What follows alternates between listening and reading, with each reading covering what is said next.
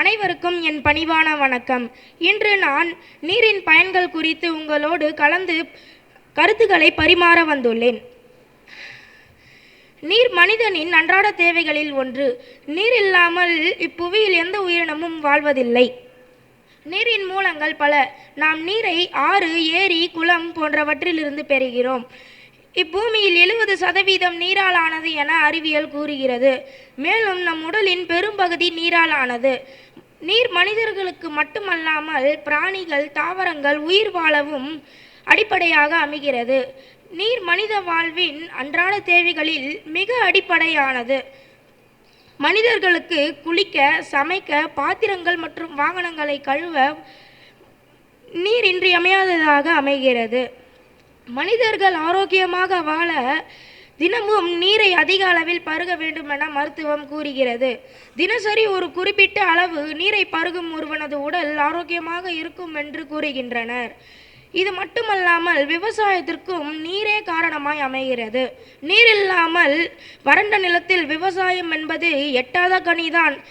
எனவேதான் வாய்க்கால் வெட்டி, அணை கட்டி விவசாயத்திற்கு எப்பொழுதும் நீர்ப்பாசனம் செய்கின்றனர். மழை பொய்த்து நீர் இல்லாமல் விவசாயிகள் அல்லல் படும்போது அது அனைவருக்கும் பாதிப்பை ஏற்படுத்தும். எனவேதான் அரசாங்கம் நீர்ப்பாசனத்துறையை ஏற்படுத்தி எப்பொழுதும் விவசாயத்திற்கு நீர் இருக்கும்படி பார்த்து கொள்கின்றனர். மின்சார உற்பத்திற்கும் நீரே காரணமாய் அமைகிறது. வேகமாக ஓடும் நதிகளில் அணைக்கட்டுகளை கட்டி அதிலிருந்து சக்தியுள்ள மின்சாரத்தை எடுக்கின்றனர். இதுவே மிக எளிய முறையாகவும் சிக்கனமானதாகவும் கருதப்படுகிறது.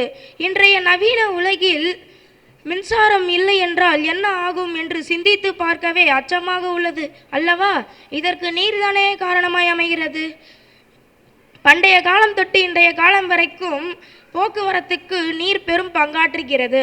வீதி வசதிகளும் ரயில் தண்டவாள வசதிகளும் இல்லாத பல இடங்களில் இன்னும் ஆறுகளே முக்கிய போக்குவரத்து ஊடகங்களாக அமைகின்றன.